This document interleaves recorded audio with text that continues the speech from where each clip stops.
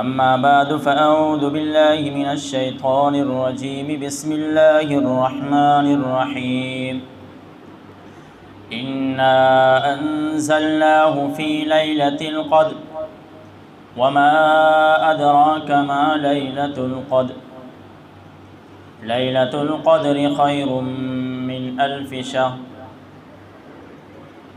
تنزل الملائكة والروح فيها بإذن ربهم من كل أمر سلام هي حتى مطلع الفجر.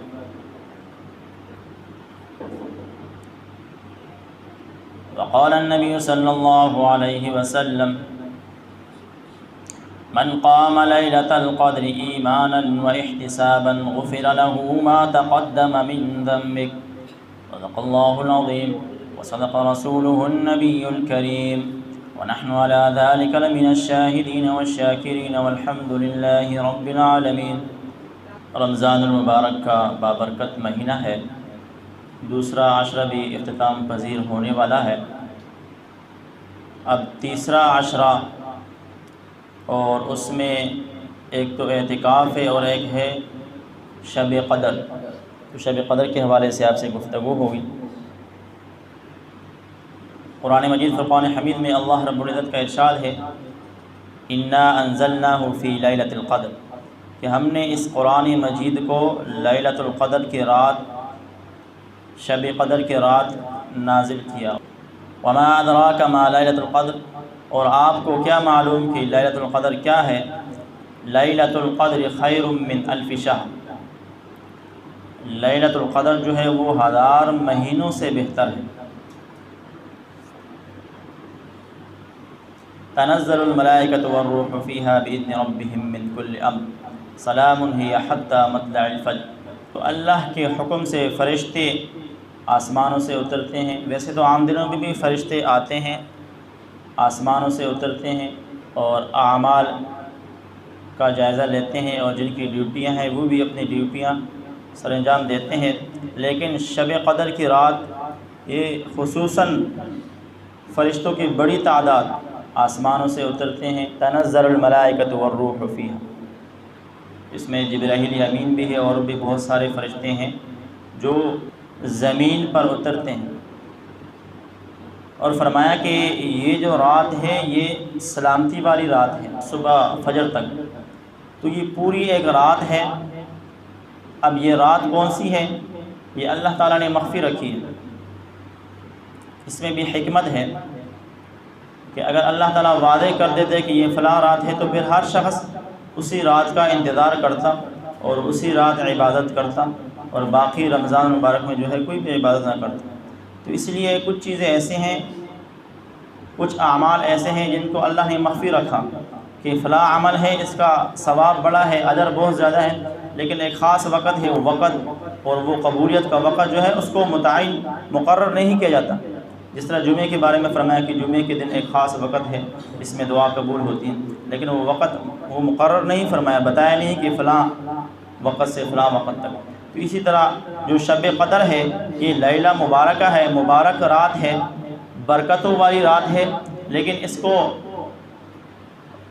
اس کے بارے میں یہ نہیں فرمایا کہ فلاں رات ہے، بلکہ آپ صلی اللہ علیہ وسلم نے فرمایا کہ رمضان کے آخری جو عشرہ ہے، عشرہ آخر، اس کی 10 راتوں میں سے طاق راتوں میں اس کو تلاش کریں. جو آخری عشرہ ہے اس کے طاق راتیں وہ کون کون سی ہیں؟ 21، 23، 25، 27 اور 29. تو ان 5 راتوں میں سے کوئی ایک ہو سکتی. یہ اتنی فضیلت کی رات ہے کہ اس کا ثواب 1000 مہینوں سے زیادہ ہے. حضرت عائشہ صدیقہ رضی اللہ عنہا سے روایت ہے، فرماتی ہیں کہ جب رمضان المبارک کا آخری عشرہ داخل ہوتا تو حضور صلی اللہ علیہ وسلم کمر کس لیتے، یعنی آپ صلی اللہ علیہ وسلم پوری رات عبادت فرماتے. ویسے بھی آپ صلی اللہ علیہ وسلم کی عادت شریفہ تو یہی تھی کہ رمضان میں عبادت کو بڑھا دیتے تھے، لیکن آخری عشرہ جو ہے اس میں آپ صلی اللہ علیہ وسلم کمر کس دیتے. مطلب یہ ہے کہ خصوصی توجہ فرماتے اور پوری رات عبادت میں گزارتے. وَأَيْقَظَ أَهْلَهُ، اور فرمایا کہ اپنے اہل اور عیال جو گھر والے ہیں، ازواج مطہرات ہیں جو آپ سے متعلق جو افراد ہیں، جو آپ کے ماتحت ہیں، گھر والے، ان کو بھی آپ صلی اللہ علیہ وسلم جگایا کرتے تھے، ان کو بھی اٹھاتے تھے، تاکہ رمضان المبارک کے جو آخری عشرہ ہے اس سے وہ محروم نہ ہو جائے۔ تو آپ صلی اللہ علیہ وسلم خود بھی اہتمام فرماتے ہیں اور گھر والوں کو بھی جگاتے ہیں، گھر والوں کو بھی اٹھاتے ہیں اور ان سے بھی فرماتے ہیں کہ یہ خاص راتیں ہیں، اس میں عبادت کا زیادہ ثواب ہے۔ حضرت عائشہ صدیقہ رضی اللہ عنہا سے روایت ہے، حضور صلی اللہ علیہ وسلم نے فرمایا تحروا لیلۃ القدر فی الوتر من عشر الاواخر من رمضان۔ حضرت عائشہ صدیقہ رضی اللہ عنہا سے روایت ہے، فرمایا کہ حضور صلی اللہ علیہ وسلم نے فرمایا کہ شب قدر کو تلاش کرو رمضان کے آخری عشرے میں، اور رمضان کے آخری عشرے میں سے طاق راتوں میں اس کو تلاش کرو۔ وطر کہتے طاق کو، وطر من العشر الاواخر، تو رمضان کے آخری عشرے کے طاق راتوں میں شب قدر کو تلاش کرو۔ اس لیے میرے بھائیو دوستوں، برکت والی رات ہے، عبادت کی رات ہے، فضیلتوں والی رات ہے، اور 1000 مہینوں سے زیادہ ثواب ہے۔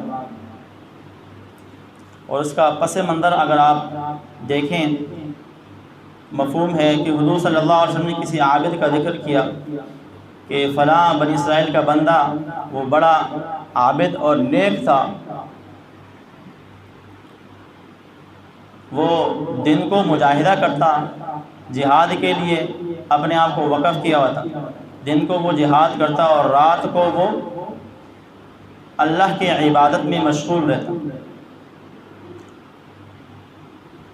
تو 1000 مہینے تک وہ ایسا کرتا رہا اور اس نے کبھی بھی یہ عبادت نہیں چھوڑی۔ اور اسی طرح ایک اور روایت میں حضور صلی اللہ علیہ وسلم نے فرمایا کہ بنی اسرائیل میں 4 شخص ایسے ہیں کہ جو بڑے عابد گزرے ہیں، متقی گزرے ہیں، عبادت گزار۔ 4 اشخاص کا آپ صلی اللہ علیہ وسلم نے ذکر کیا، فرمایا کہ انہوں نے 80 برس تک اللہ کی عبادت کی اور ان کا ایک لمحہ بھی اللہ کی نافرمانی میں نہیں گزرا۔ 80 برس تک اللہ کی عبادت میں مشغول رہے، ایک لمحہ بھی اللہ کی عبادت سے غافل نہیں رہے۔ اور وہ کون کون سے اشخاص تھے؟ فرمایا کہ ایک حضرت ایوب علیہ السلام، یہ اللہ کے پیغمبر ہیں۔ ایوب علیہ السلام 80 سال اللہ کی عبادت میں گزارے، ایک لمحہ بھی اللہ کی عبادت سے غافل نہیں رہے۔ دوسری نمبر پر حضرت زکریا علیہ السلام، اور تیسری نمبر پر خضقیل علیہ السلام، یہ بھی اللہ کی نبی ہے۔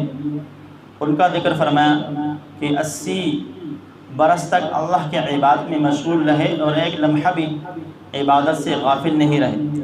چوتھے نمبر پر حضرت یوشع علیہ السلام، یہ بھی اللہ کی نبی ہے، پیغمبر ہے۔